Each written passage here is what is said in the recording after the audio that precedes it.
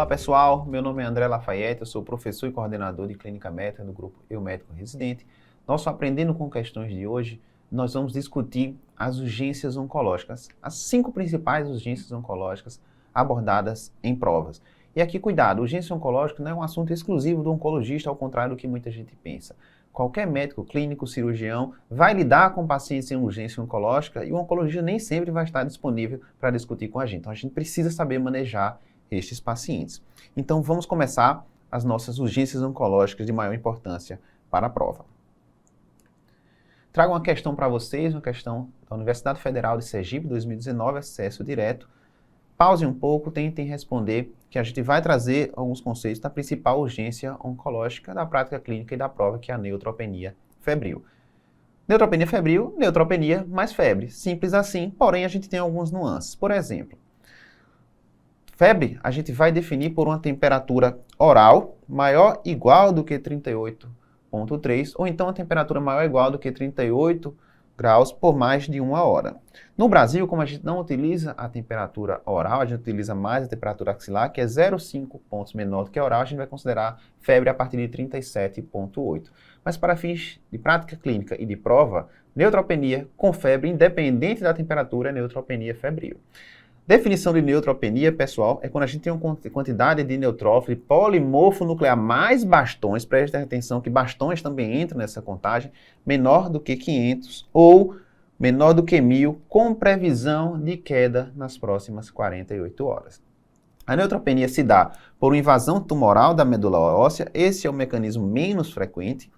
Principalmente vai se dar por uma mielotoxicidade da quimioterapia, que geralmente essa mielotoxicidade é máxima entre 7 e 14 dias após o início da quimioterapia. Então, se um paciente com neoplasia maligna fez quimioterapia, está lá dentro daquela faixa de 2 semanas do início da quimioterapia e faz febre, pense logo em neutropenia febril. O mecanismo principal da infecção na neutropenia febril é esse aqui. A quimioterapia provoca uma mucosite extensa, especialmente no trato gastrointestinal. A perda da barreira da mucosa do trato gastrointestinal vai predispor a translocação bacteriana. Por isso que a gente se preocupa muito na neutropenia febril com os bacilos gram-negativos entéricos. Uma coisa muito importante. O paciente neutropênico, ele tem defesa baixa, então dificilmente ele vai mostrar sinais óbvios de infecção. Então é raro documentar a infecção. A gente pode ter, por exemplo, uma celulite sem grandes sinais de flogose na pele, pode ter uma artrite sem grandes sinais flogísticos, pode ter uma pneumonia sem um escarro purulento, sem uma secreção evidente, sem um achado radiológico na radiografia de tórax e até mesmo na tomografia. Então, muitas vezes, o único indício de infecção no paciente neutropênico vai ser a febre, ok? Apenas 20 a 30% tem indícios de infecção e uma menor parte ainda, 10 a 25%, vai ter uma cultura positiva. Então, para fins práticos e de prova, neutropenia febril é igual a infecção grave, porque não vai esperar outras manifestações de infecção, porque o indivíduo está neutropênico. E qual será a abordagem terapêutica? Vai ser internamento hospitalar quase sempre, não é sempre, mas é quase. Tratamento ambulatorial pode ser considerado. É aquele paciente que não tem nenhuma disfunção orgânica, que não tem uma neutropenia muito grave, ou seja, os neutrófilos não estão menores do que 100, não tem uma previsão de neutropenia prolongada por mais de 7 dias. O paciente tem uma via oral prévia, não está com diarreia, o paciente não está vomitando, vômitos incorressíveis, tem um bom suporte social, tem um acesso rápido ao hospital em caso de necessidade, a gente pode considerar o tratamento ambulatorial. E no paciente de baixo risco, pelo score MASC, que é um score que vai dar um valor objetivo para a gente definir se o paciente vai para casa. Se o score MASC for maior ou igual do que 21, a gente pode considerar tratamento ambulatorial. Fazemos sempre hemoculturas, outras culturas, como por exemplo, urocultura, cultura de escarro, exame de imagem do tórax ou de abdômen, vai depender de cada cenário clínico específico e da suspeita do sítio de infecção. Então, neutropenia febril é igual a infecção grave, por sua vez, igual a antibiótico de amplo espectro empírico. Não espero o resultado de culturas para começar um antibiótico. Já começo tratamento empírico. Se eu tenho um sítio de infecção provável, por exemplo, o paciente tem sinais e sintomas de pielonefrite, o paciente tem sinais e sintomas de pneumonia, tem sinais de celulite, eu vou fazer o tratamento direcionário para o sítio de infecção. Se não tem um sinal localizatório, é apenas febre, o tratamento empírico vai ter que ser de amplo espectro, especialmente cobrindo gram negativo. Então, olha só a questão. Acerca da neutropenia febril, a alternativa correta é: letra A, Um paciente que apresenta contagem de número absoluto de neutrófilos igual a 885 e episódio de temperatura axilar 37,5 apresenta critérios suficientes para o diagnóstico de neutropenia febril? Não, nenhum critério, né? Neutropenia menor do que 500 e febre a partir de 37,8 na temperatura axilar. B. Em caso de neutropenia febril confirmada, deve-se iniciar antibiótico de amplo espectro precocemente. Segundo os guidelines atuais, deve-se iniciar cefepime e vancomicina para todos os pacientes dentro da primeira hora, salvo história de alergia medicamentosa. A gente vai ver que vancomicina não. A gente vai ver que cobertura de gram positivo são em cenários específicos. C. O risco de infecção e o prognóstico da neutropenia febril correlacionam-se com o número de neutrófilos e com a com a velocidade de instalação e duração da neutropenia verdadeiro. Número de neutrófilos abaixo de 100 é pior. A velocidade de instalação muito rápida significa que a duração da neutropenia vai ser maior, então duração maior do que 7 dias é pior, isso está verdadeiro. E D, caso o quadro clínico e o exame físico sejam característicos de infecção viral, pode-se observar o paciente independente dos níveis de neutropenia. Não, pessoal, até porque a gente não tem como saber se é infecção viral. Lembra-se, a gente parte do princípio que é infecção grave por bactéria gram-negativa e tem que tratar com antibiótico em amplo espectro sempre. Não tem como a gente diferenciar se é viral ou bacteriana, especialmente no paciente neutropênico, portanto, gabarito, letra C. Outra questão agora, SUS 2014, pausem um pouco e a gente vai ter que saber escolher o antibiótico no paciente com neutropenia febril. Então, olha só. Cobertura sempre para enterobactérias, para bacilos gram-negativos, incluindo pseudomonas. Quais são os antibióticos que a gente pode utilizar para tratamento empírico? Piperacilina mais tazobactam, cefepime, ceftazidime, carbapenêmicos, imipenem, meropenem, ciprofloxacina e amosclavulanato, só se esse paciente for para tratamento ambulatorial. Cobertura para gram positivo. Quando é que eu cubro gram positivo? Não é para todos. Hipotensão, paciente chocado, infecção suspeita ou confirmada relacionada ao catéter venoso central, infecção de pele e partes moles, pneumonia, profilaxia prévia com quinolonas, mucosite grave ou colonização prévia por Staphylococcus MRSA. Eu não faço granuloquina e fatores estimuladores de colônia e granulócitos e monócitos para o tratamento de neutropenia febril. Eu faço na profilaxia quando o risco de neutropenia febril, o paciente que vai ser submetido à quimioterapia, for maior ou igual do que 20%. Cobertura para fungos, eu faço sempre? Não. Na primeira semana, é raro a gente ter infecção fúngica. Vou pensar em fungo naquele paciente que tem febre que persiste por mais de 4 a 7 dias, especialmente quando o paciente está afundando, está piorando. Então, passou 3 dias, febre persistiu, o paciente instabilizou, eu posso cobrir fungo empiricamente. E eu vou ter que cobrir o quê? Eu vou ter que cobrir, basicamente, cândida e aspergilos. Então, eu posso fazer anfotericina B, posso fazer caspofungina, posso fazer voriconazol. Esses 3 estão no mesmo patamar de indicação. Então, olha só, paciente feminina, 66 anos, em quimioterapia para leucemia mieloide aguda, no 10º dia de tratamento, evoluiu com febre, então neutropenia febril, até que se prove o contrário, vômitos e dor lombar. Ao exame encontra-se taquicárdica, taquipneica, hipotensa e agitada. O sinal de Giordano é positivo à esquerda. O leucograma revela 900 leucócitos, 50% de neutrófilos, então tem 450 neutrófilos. Após coleta de urinocultura, na condição de monoterapia, preste atenção, o esquema terapêutico mais apropriado dessas opções seria: cuidado com essa alternativa. Muita gente poderia ter pensado aqui, eu tenho que fazer cobertura para gram positivo, por quê? Porque ela está hipotensa. Veja, se fosse o tratamento empírico, sem um foco presumido de infecção, eu teria que fazer cobertura para gram positivo. Mas esse paciente, ao contrário da maioria, ele localiza a infecção. Onde é a infecção? A infecção urinária. Por quê? Diz que tem Giordano positivo e foi feita urinocultura. Então, a suspeita é de infecção no trato urinário, de pielonefrite. Além disso, pessoal, não vamos brigar com o enunciado. O enunciado já disse para nós que será monoterapia. Então, ele já disse que é monoterapia. Então, vai cobertura para gram negativo. Porque, habitualmente, o que dá infecção do trato urinário é bactéria gram negativa. Ok? Certo? Então, se eu vou cobrir gram negativo num contexto de neutropenia febril, o que é que eu vou fazer? Amicacina, eu falei de amicacina para o tratamento de neutropenia febril? Não. Eu só faço amicacina se for terapia combinada, monoterapia não. Astreonan também não falei. Cipro eu falei quando for o tratamento para casa junto com amoxiclavulanato. O que eu falei para vocês? Piperacilina tazobactam, que cobre pseudomonas, gabarito, letra D. Seguindo, mais uma questão. Agora, a questão de R3, tá certo? Da Santa Casa de São Paulo. Um paciente de 56 anos de idade, com antecedente de neoplasia de cólon, em vigência de quimioterapia, Procurou o pronto-socorro com relato de queda do estado geral, lesões em mucosa oral e febre. Então, febre, quimioterapia, neutropenia febril. Ao exame regular do estado geral, presença, olha só do dado, mucosite importante, tempo de enchimento capilar lentificado, está mal perfundido, está hipotenso. Frequência cardíaca 130. Resultados de exames laboratoriais demonstram contagem total de neutrófilos de 150, então neutropenia febril. Com base nesse caso hipotético, assinala a alternativa que representa um esquema antibiótico empírico de escolha para o paciente. Agora sim, a gente vai ter que cobrir gram positivo. Não tem localização do foco de infecção, o paciente tem mucosite importante e tem hipotensão, então tem que cobrir gram positivo. Ceftriaxona não é tratamento, então a gente já corta a letra A. Letra B, levofloxacina também não é tratamento de neutropenia febril. E letra E, oxacilina também não, cefuroxima também não é tratamento de neutropenia febril. Aqui ficou fácil porque ele só deu uma opção que tem antibióticos para fazer na neutropenia febril. Então, cefepime está indicado para cobertura de gram negativo. E olha só, na neutropenia febril, pessoal, escolha a vancomicina, a gente pode até colocar tecoplamina, linezolida, dependendo do sítio de infecção, mas oxacilina não. A gente tem que cobrir MRSA no paciente neutropênico febril quando a gente vai cobrir gram positivo. Então tem que ser vancomicina mesmo, gabarito, portanto, nesse caso, letra D de dado. Mais uma questão para a gente escolher o antibiótico. Essa questão dessa vez de João Pessoa, tá certo? Questão da Secretaria Municipal de Saúde de João Pessoa, 2017. Paciente feminina, 42 anos, realizou o segundo ciclo de quimioterapia. Quimioterapia, mais uma vez, adjuvante para a neoplasia de mama há 15 dias. Procura a UPA com quadro de febre. Então, neutropenia febril até que se prove o contrário. Nega quaisquer outros sintomas, inclusive urinários, só tem febre. Hipertensa e uso enalapril.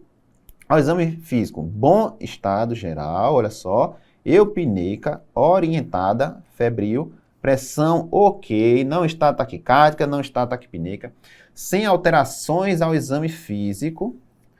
Colhe hemograma que apresenta o seguinte resultado: hemoglobina de 10, leucócitos de 1000, com segmentados de 400, confirmou a neutropenia febril, sem desvio, plaquetas um pouquinho reduzidas, 120 mil. Além da coleta de culturas e sintomas, qual a conduta correta? Então é uma paciente relativamente jovem, que não tem uma neutropenia lá no 15º dia quimioterapia, e não é uma neutropenia tão importante, 400, e ela já está ali perto do final do nadir, então deve recuperar esses neutrófilos. Esse neutrófilo não deve ficar muito tempo abaixo de 500, isso é um sinal de benignidade. Estado geral bom, eupneica, sinais vitais ok, não tem alterações do exame físico, não tem outras comorbidades, então a paciente provavelmente candidata para tratamento o quê? Ambulatorial. Então olha só. Letra A, suspender enalapril, que pode ser causa da neutropenia, viajou na maionese aí, né? Quimioterapia é causa da neutropenia. B, tratamento ambulatorial, boa, com amoxicilina, clavulanato mais cipro, legal. Encaminhar um ambulatório de origem para reavaliação em 48 horas e, se piorar, retornar à emergência. Legal, conduta bem sensata. C, providenciar internamento em isolamento para o paciente iniciar cefepime ou um carbapenêmico. Veja, essa paciente não precisa ficar internada, a gente já viu que dá para tratar ambulatorialmente. Letra D está errado também por falar em internamento e também por falar em cobertura de gram positivo, nenhum sentido.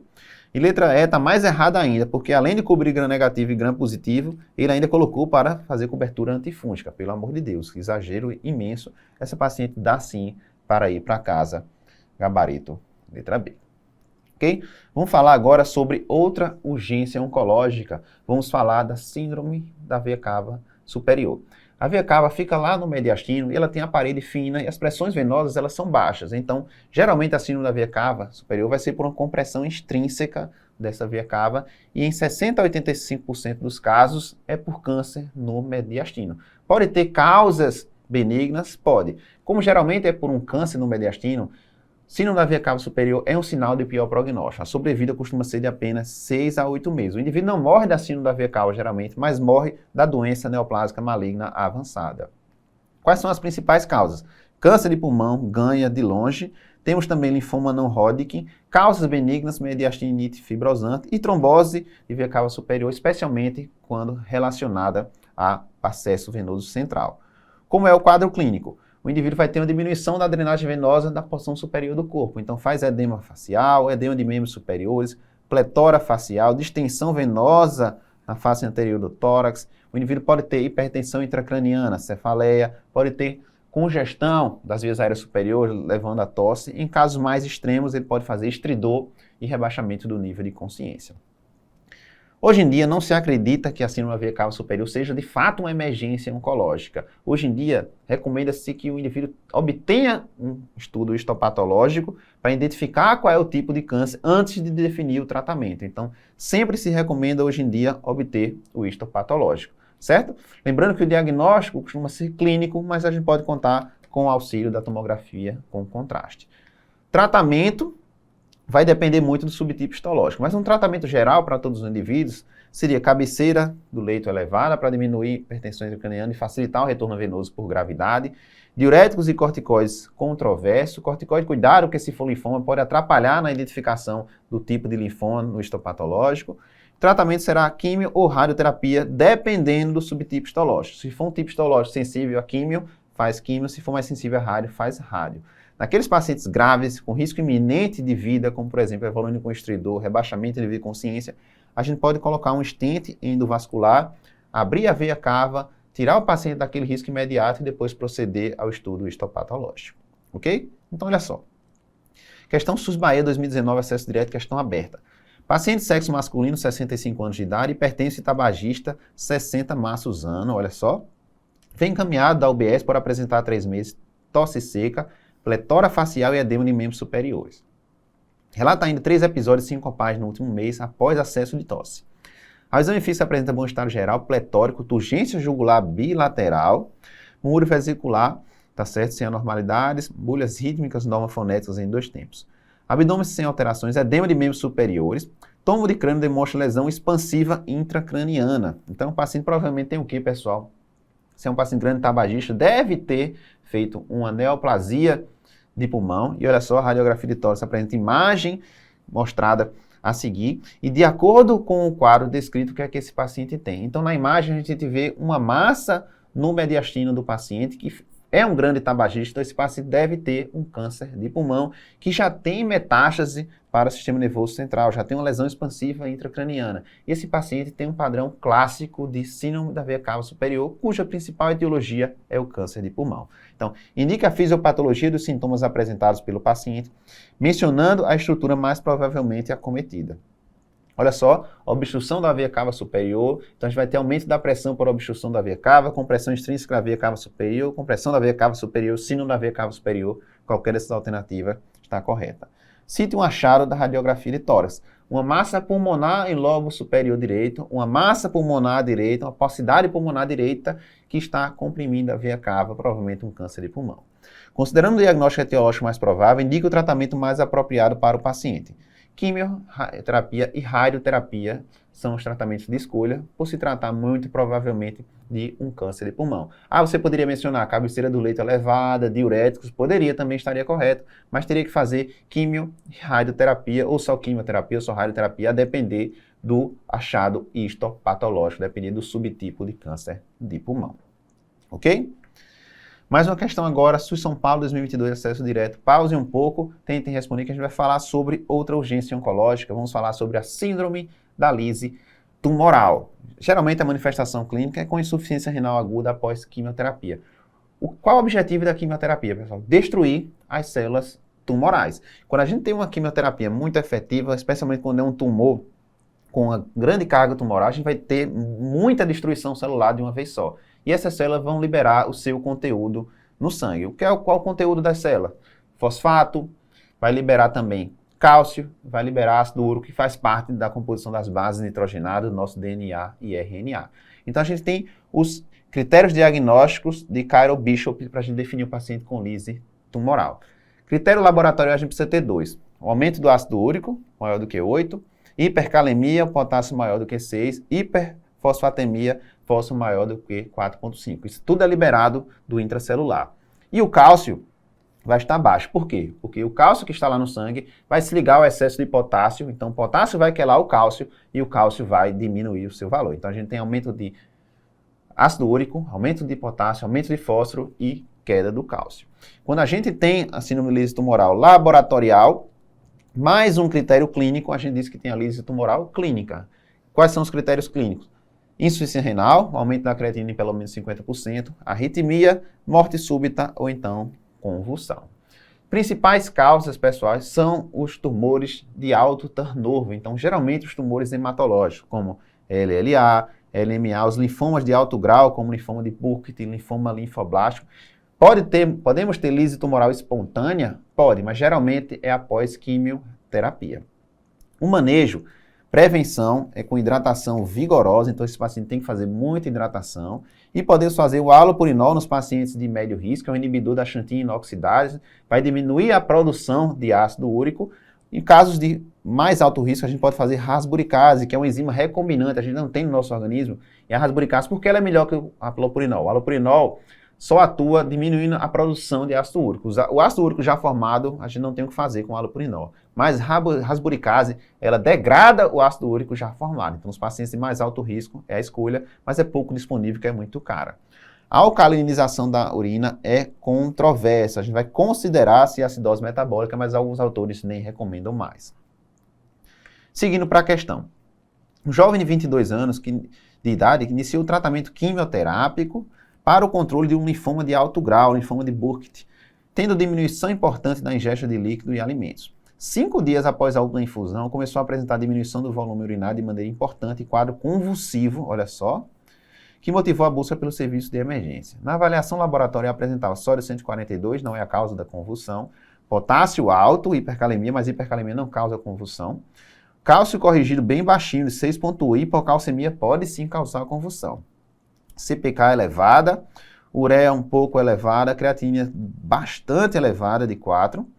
Com base nos resultados dos exames laboratoriais, descritos nesse caso hipotético, assinale a alternativa que mais bem descreve causa do acometimento renal do paciente. Então, um paciente que um linfoma de alto grau, com neoplasia maligna de alto turnover, fez quimioterapia, desenvolveu uma insuficiência renal aguda, desenvolveu crise convulsiva e tem cálcio baixo com elevação do potássio. Então, tem a síndrome da lise tumoral laboratorial, tem 2 critérios, e tem 2 critérios clínicos, precisava só de um, ele tem convulsão e tem insuficiência renal. Então, esse paciente tem síndrome da lise tumoral completa, ok? Letra E, disseminação neoplásica vai causar tudo isso, vai pensar que é uma disseminação para o sistema nervoso central e para os rins para causar tudo isso, não faz sentido. Desidratação severa, ele pode até estar desidratado, mas não seria causa, por exemplo, da hipocalcemia, nem da hipercalemia. Quimiotoxicidade da quimioterapia, também não provocaria todos esses achados. Rabdomiólise, porque ele está falando em rabdomiólise? Rabdomiólise porque tem CPK aumentada, porque tem potássio aumentado, mas a rabdomiólise, que relação ia ter com o quimioterápico feito para um paciente com linfoma de Burkitt e com linfoma de alto grau? Não, né, pessoal? Esse paciente tem, de fato, uma síndrome da lise tumoral clínica. Tem critério laboratorial, tem critério clínico, pelos critérios de Cairo Bishop, portanto, gabarito, letra B.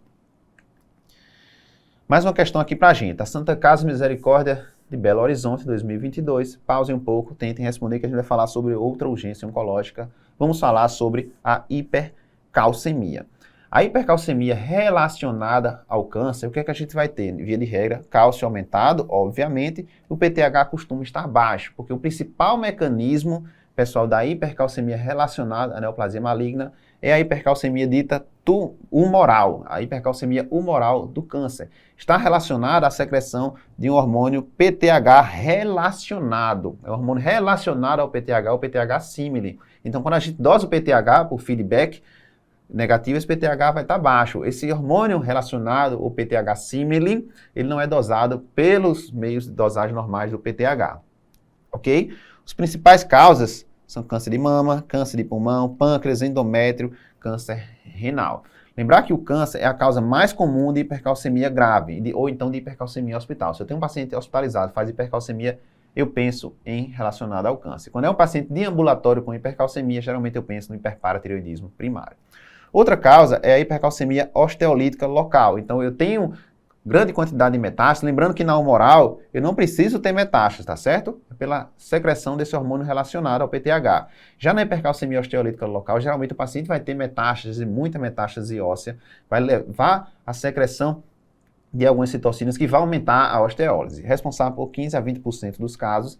Mais comum aqui nas neoplasias hematológicas, como mieloma, leucemia, linfoma, mas pode ser encontrada também nos cânceres de mama e nos cânceres de pulmão metastáticos.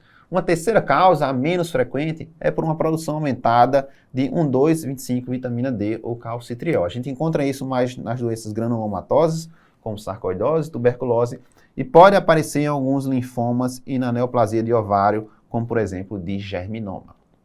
Ok?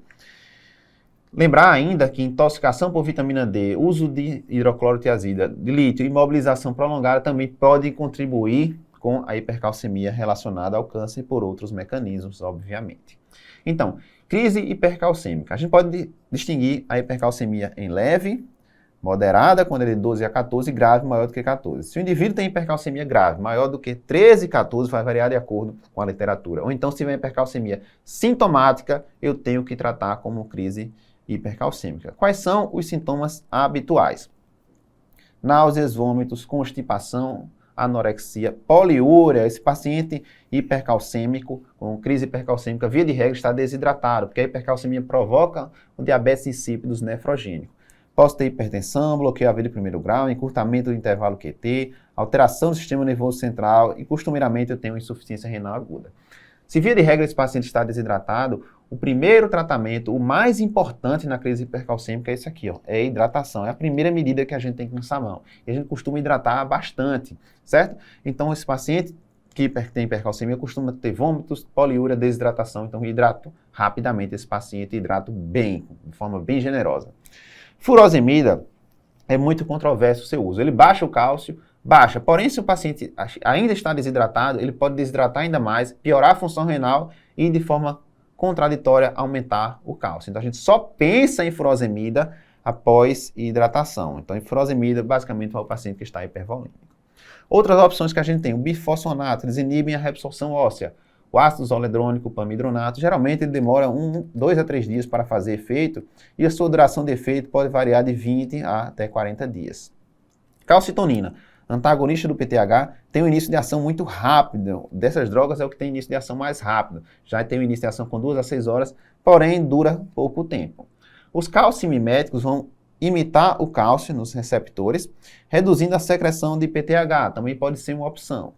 Corticoide reduz a absorção intestinal de cálcio e vai ser útil nas neoplasias hematológicas e nas doenças granulomatosas, especialmente aquelas que estão relacionadas à produção maior de vitamina D.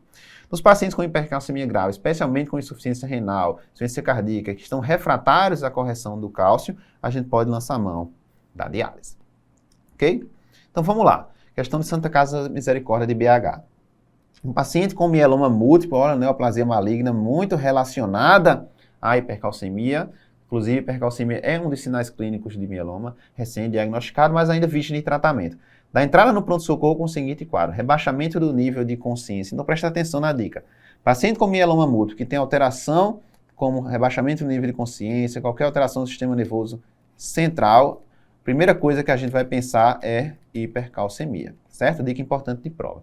Desidratação, distensão abdominal, redução dos ruídos hidroaéreos, insuficiência renal aguda. Também no mieloma múltiplo, a principal causa de insuficiência renal aguda é hipercalcemia. Na doença renal crônica do mieloma é que é o rim do mieloma. A familiar relata que o quadro teve evolução progressiva nos últimos dias, sendo que no início o paciente estava apresentando diurese muito abundante, diabetes insípidos nefrogênico pela hipercalcemia, que posteriormente se reduziu. Reduziu após o paciente depletar de volume e fazer uma ira pré-renal, associada ao agravamento dos outros sintomas. Qual é a provável etiologia do quadro? Então, alteração do sistema nervoso central no paciente com mieloma igual a hipercalcemia. Lise tumoral no mieloma, a gente geralmente não tem, e lise tumoral costuma ser após o início de quimioterapia, como a gente já viu. Metástase para o sistema nervoso central ia justificar a insuficiência renal, desidratação, distensão abdominal, não justificaria. Síndrome da hiperviscosidade, a gente observa isso geralmente na macroglobulinemia de Waldenström. No mieloma, isso é muito raro. Então, o diagnóstico de fato, pessoal, aqui é hipercalcemia, gabarito, letra C. Questão agora da CESPE 2019, acesso direto. Uma paciente com neoplasia de mama metastática para o esqueleto foi trazida à emergência sonolenta e desidratada. Exames mostram um cálcio corrigido extremamente alto de 17,5 com creatinina de 4,5. Presta atenção.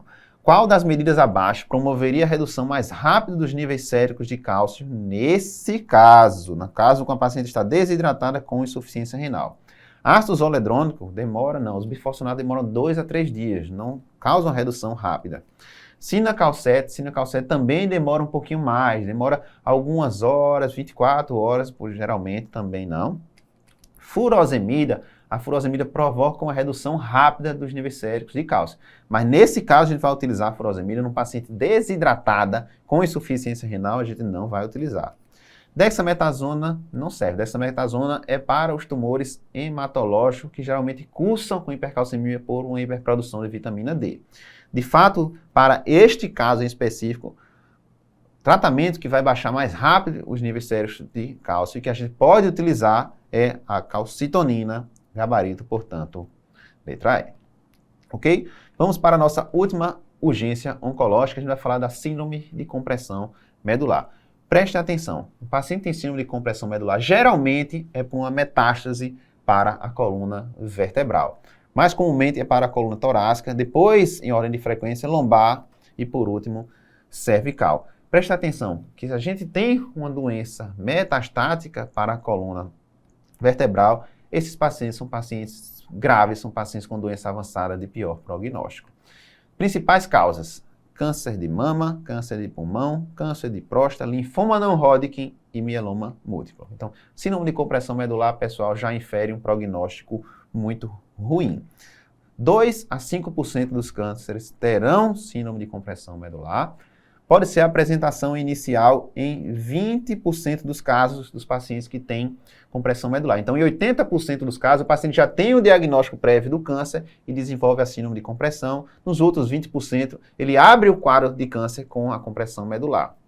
A minoria, tá certo, das metástases para a coluna evolui com compressão medular. Então, na maioria das vezes, o paciente tem metástase para a coluna sem comprimir a medula. E aqui é uma emergência oncológica verdadeira, diferentemente da síndrome de veia cava superior. Quadro clínico seguinte: dor contínua e uma dor que costuma piorar à noite. Depois é que vai surgir os déficits neurológicos, começando pelo motor, depois o sensitivo. Então, se é um paciente que você já sabe que tem neoplasia, especialmente se ela é avançada, que evolui com dor na coluna, seja torácica, lombar ou cervical, especialmente se é uma dor contínua, que se prolonga por dias, costuma ser refratária a analgésicos comuns e anti-inflamatórios, pessoal, eu tenho que fazer ressonância da coluna, o exame de escolha para diagnosticar a compressão medular. E aí eu já começo de cara a dexametasona para diminuir edema, diminuir a compressão da medula pelo edema, e tenho que ter uma avaliação da neurocirurgia precoce, porque o neurocirurgião vai dizer se é uma lesão que vai precisar de uma intervenção da neurocirurgia. Se não couber a intervenção da neurocirurgia, aí a gente vai ter que lançar mão da radioterapia como única medida disponível. Ok? Então vamos aqui para a nossa última questão, para a gente fechar. Da UFPB 2020 R3 de Clínica. Sobre as emergências oncológicas, que é a alternativa correta? A síndrome da veia cava superior normalmente é secundária a adenocarcinoma de pulmão e timoma. Não, eu não falei em timoma e geralmente não é adenocarcinoma de pulmão. É o carcinoma de pulmão de células escamosas mesmo, tá certo? Então, falso. B. A compressão medular é mais comumente devido a metástases epidurais de corpos vertebrais envolvidos com tumor, especialmente em tumores primários de próstata, pulmão, mama, linfoma e mieloma. Correto. C.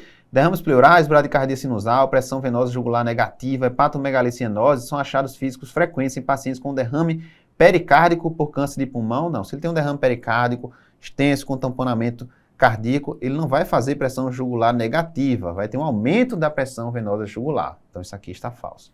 D. A síndrome paraneoplásica mais comum é a hipercalcemia, que ocorre em cerca de 10% dos pacientes com câncer, particularmente naqueles com câncer de pulmão, mama, cabeça, pescoço, renal e mieloma. A reabsorção óssea mediada pela proteína relacionada à calcitonina é o mecanismo mais comum? Não.